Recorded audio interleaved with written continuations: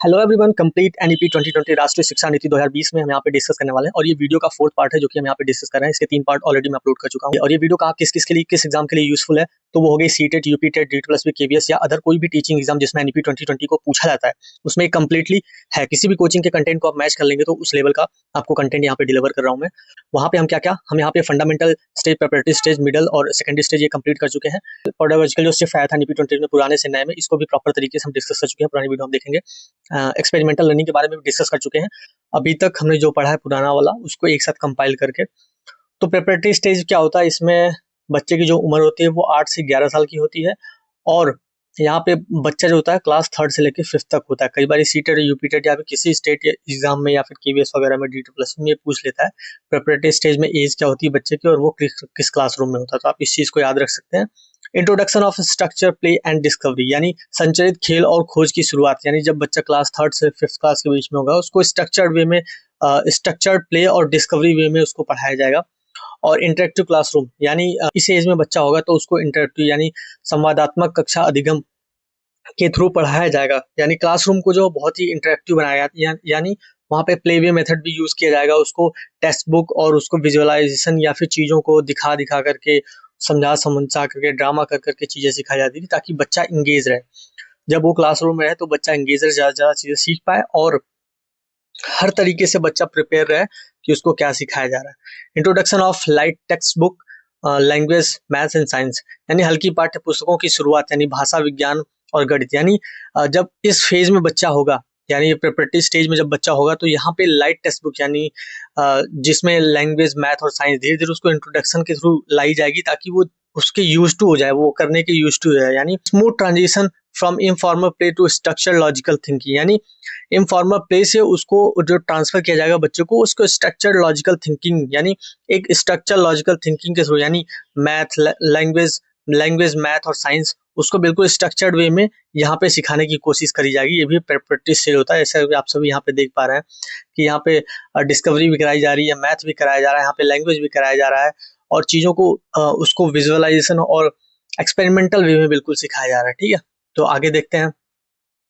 अब middle stage में आप देखेंगे तो बच्चा यहाँ पे 11 से 14 साल का हो चुका, क्लास 6 to 8 में आ गया यहाँ पे, यानी मध्य चरण में आ चुका बच्चा। Introduction of subject teacher for abstract concepts, यानी अमूर्त अवधारणाओं के लिए विषय शिक्षकों की शुरुआत यहाँ पे कर दी जाती है बच्चों के लिए। ठीक है, फोकस ऑन एक्सपेरिमेंटल लर्निंग, यानी अनुभवात्मक शिक्षा की ओर जोर दिया जाता है। जब क्लास 6 to 8 में बच्चा होगा तो उसको एक्सपेरिमेंटल लर्निंग के थ्रू सिखाने की कोशिश करी जाएगी, उस पर जोर दिया जाएगा कि बच्चा एक्सपेरिमेंट कर करके चीजों को सीखे। Introduction of computer coding, vocational educational beginning, यानी कंप्यूटर कोडिंग की शुरुआत अभी देखेंगे एनईपी 2020 में, तो कंप्यूटर कोडिंग की यहाँ पे शुरुआत करी जा रही है, एक्सपेरिमेंटल चीजों की शुरुआत करी जाती है जब इस फेज में बच्चा होता है, स्टेज यानी स्टेज मिडिल स्टेज में जब बच्चा होगा तो यहाँ पे एक्सपेरिमेंटल लर्निंग, कंप्यूटर कोडिंग और वोकेशनल चीजें सिखाई जाएगी ताकि बच्चा जब आगे बड़ा हो उसको ऐसा फील ना हो कि वो जॉब के लिए रेडी नहीं है, उस टाइप का उसकी नॉलेज ना हो जैसे कि पुराने टाइम पे होता था। बट एनईपी 2020 में इस चीज को मॉडिफाई किया गया है कि भाई जब बच्चा स्कूल से निकले तो वो जॉब करने के लिए एटलीस्ट अपना खर्चा उठाने के लिए उतना उसके पास स्किल्स हो, उतने नॉलेज हो कि वो चीजों को करके अपना जो जीवन है वो उसको यापन कर पाए। ठीक है, यानी वोकेशनल ट्रेनिंग और कोडिंग को स्ट्रिक्टली क्लास 6 से यहाँ पे स्टार्ट कर दिया गया एनईपी 2020 में। एक्सपेरिमेंटल भी कराया जा रहा है, कोडिंग भी कराई जा रही है। ठीक है, आप यहाँ पे देखें vocational integration and bagless days, यानी student will learn practical skills like carpentering, gardening, electric works and potteries, including a mandatory 10 days bagless period to intern local vocational experts। व्यवसायी एकीकरण और बस्ते रहित दिन, यानी जो यहाँ पे एनईपी 2020 में ये इंट्रोड्यूस किया गया था कि विद्यार्थियों को 10 डेज ऐसा होगा जहाँ पे वो बढ़ई का काम सीखेंगे, बागवानी सीखेंगे, विद्युत इलेक्ट्रिक का कार्य यानी विद्युत कार्य सीखेंगे, मिट्टी के बर्तन बनाना जैसे कौशलों को सीखेंगे। ऐसा 10 डेज ऐसा उनके स्कूल पीरियड में ऐसा 10 डेज रखा जाएगा जहाँ पे ये सब चीजें सीखेंगे बच्चे। कभी इलेक्ट्रिक का काम सीखेंगे, कभी कारपेंट्री यानी बढ़ई वाला काम सीखेंगे, कभी गार्डनिंग का काम सीखेंगे। यानी उनको लर्निंग के साथ साथ काम और लाइफ की जो स्किल है उसको भी सिखाया जाएगा, ऐसा वोकेशनल इंटीग्रेशन और बैगलेस डेज में एनईपी 2020 के थ्रू यहाँ पे बताया गया। Ensure at least 50% of students are exposed to the vocational education, यानी 50% जो बच्चे होंगे वो वोकेशनल एजुकेशन के थ्रू एक्सपोज हों, उनको वो चीजें सिखाई जाएं, ऐसा एनईपी 2020 में कराया गया था। ठीक है, सेकेंडरी स्टेज जो यहाँ पे उसको चलिए डिस्कस कर लेते हैं। सेकेंडरी स्टेज में यहाँ पे अब बच्चा जो हो गया है वो 14 से 18 साल की उम्र का बच्चा होगा यहाँ पर।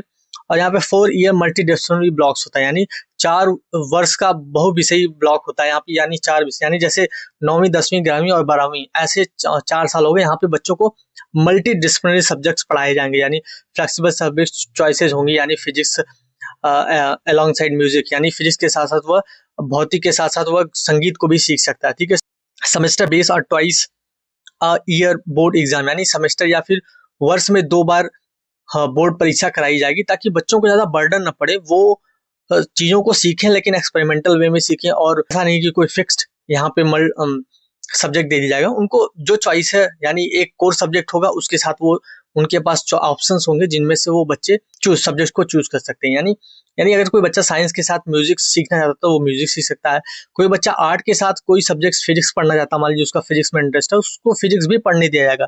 यदि कोई बच्चा कॉमर्स का है और उसको वो चाहता है कि वो आर्ट पढ़े या फिर वो चाहता है कि वो साइंस पढ़े, तो उसको ऑप्शन दिया जाएगा, तो उसमें एक सब्जेक्ट चूज कर सकता है, ठीक है, उसके अकॉर्डिंग, उसके इंटरेस्ट के अकॉर्डिंग, ठीक है। एग्जाम पॉइंट ऑफ व्यू से complete elimination of rigid separation between art, science, commerce and vocational streams, ठीक है। आप ये तो चलिए आगे देखते हैं कि आप यहाँ पे, यानी जो एनईपी 2020 में पुराने से नए में क्या शिफ्ट हुआ था उसको देखेंगे, ठीक है।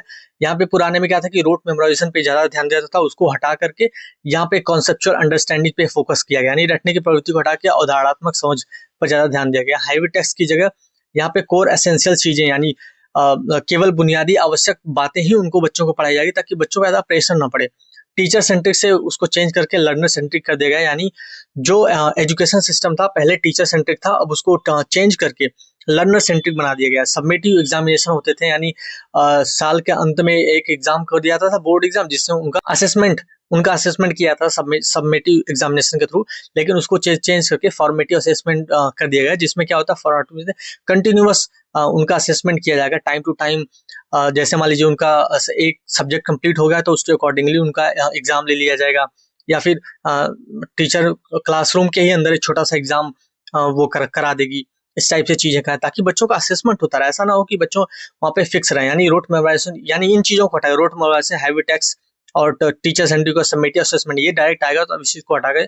यहाँ पे आप देखें conceptual understanding, core essentials, learner centric और फॉर्मेटिव असेसमेंट, यहाँ पे 2 जोड़ दिया गया एनईपी 2020 में, ठीक है। कीवर्ड्स क्या हो गया, कॉम्पिटेंसी बेस्ड और एक्सपेरिमेंटल लर्निंग, इनको हटा गया, ठीक है। कॉम्पिटेंसी बेस्ड और एक्सपेरिमेंटल लर्निंग पे ध्यान दिया गया, ऐसा आप एनईपी 2020 में है, इसको यहाँ पे याद कर लेंगे।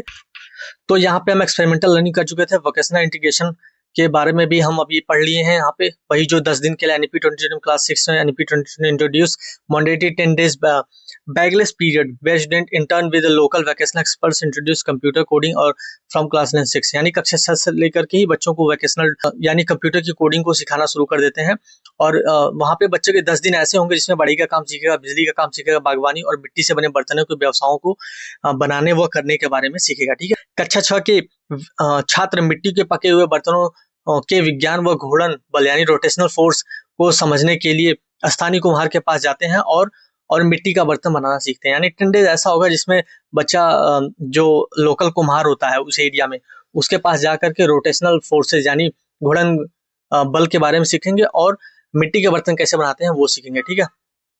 Ensuring every student leave school at least one life ready for the vocational skills and respect for the physical labors, यानी यह सुनिश्चित करना कि हर छात्र स्कूल समय कम से कम एक व्यवहारिक कौशल सीख करके निकले और शारीरिक श्रम का सम्मान करना सीखे। यानी जब जो बच्चा होता है वो जब स्कूल से बाहर निकले तब उसको इतना पता होना चाहिए कि जो शारीरिक श्रम यानी फिजिकल लेबर है उनकी रिस्पेक्ट करना उसको आना चाहिए, और कम से कम एक वोकेशनल रेडी यानी लाइफ रेडी वोकेशनल स्किल्स वो सीख करके स्कूल से बाहर निकले, ठीक है।